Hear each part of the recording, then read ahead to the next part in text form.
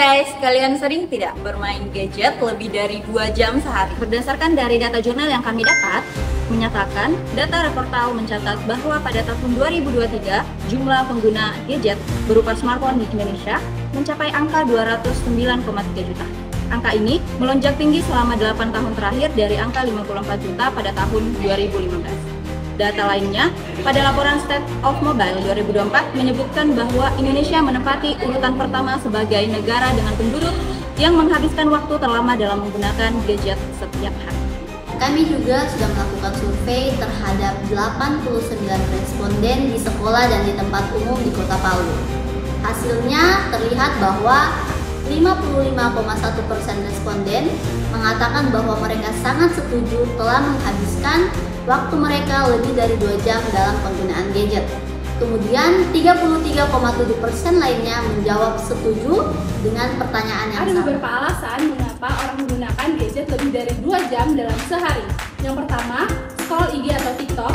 Yang kedua, main games. Yang ketiga, nonton drama. Dan yang keempat, video call. Kalian tahu nggak dampak negatif dari bermain gadget lebih dari 2 jam sehari? Nah, ini dia beberapa dampak negatifnya. Yang pertama itu gangguan penglihatan, insomnia, dan kecanduan gadget. Untuk penjelasan selanjutnya, mari kita simak. Nah, yang pertama itu ada gangguan penglihatan.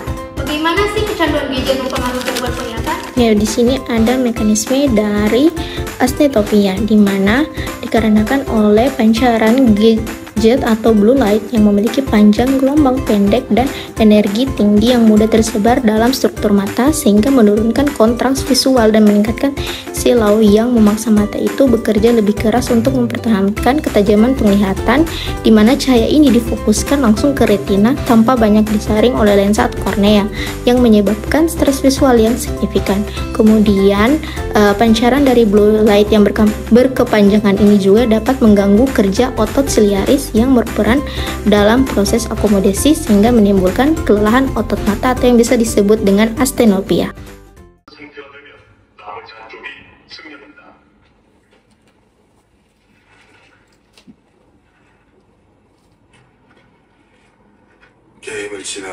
Nah, selain mengakibatkan gangguan penglihatan, penggunaan gadget yang berlebihan juga dapat mengakibatkan insomnia atau gangguan tidur.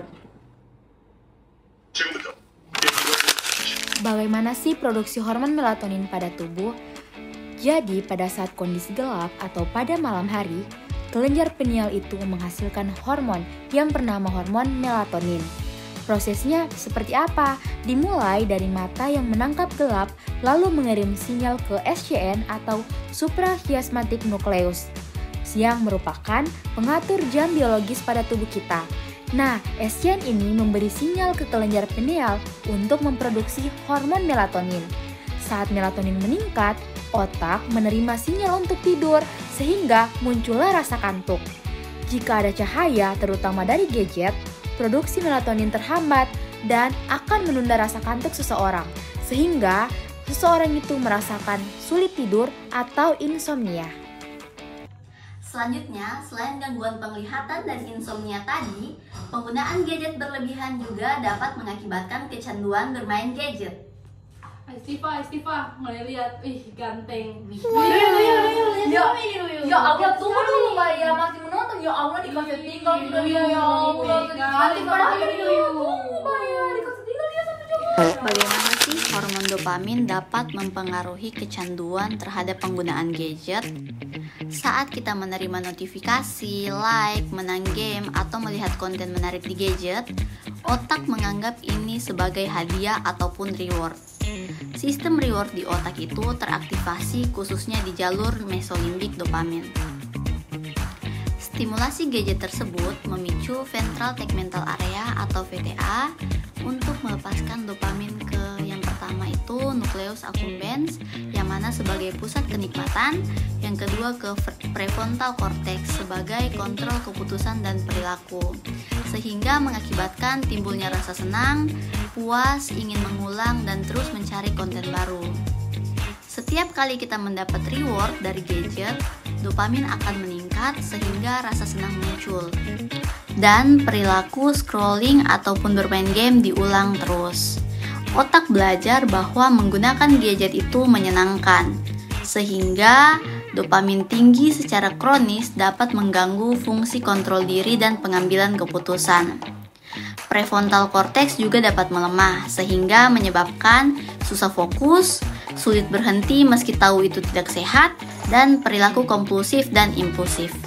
Adapun gejala-gejala kelebihan dopamin seperti berikut, yaitu mudah gelisah, perasaan semangat dan senang yang berlebihan, kemudian mengalami insomnia, serta lebih mudah untuk terserang stres. Selanjutnya, gejala-gejala yang dapat timbul pada seseorang yang mengalami kekurangan dopamin adalah kurang berminat pada apapun, gangguan tidur, sulit berkonsentrasi, perasaan sedih, dan suasana hati yang buruk. Selanjutnya, untuk mencegah kecanduan gadget yang berlebihan, teman-teman dapat melakukan detoksikasi dopamin dengan cara yang pertama, buatlah jadwal kegiatan sehari-hari, rencana kegiatan harian dengan alokasi waktu yang tepat. Yang kedua, isi waktu luang dengan aktivitas yang bermanfaat, seperti membaca buku, meditasi, berolahraga, atau hobi yang selama ini kalian tinggalkan. Bisa juga menghubungi teman untuk sekedar bersosialisasi. Yang ketiga, buatlah halangan untuk aktivitas yang membuat kecanduan.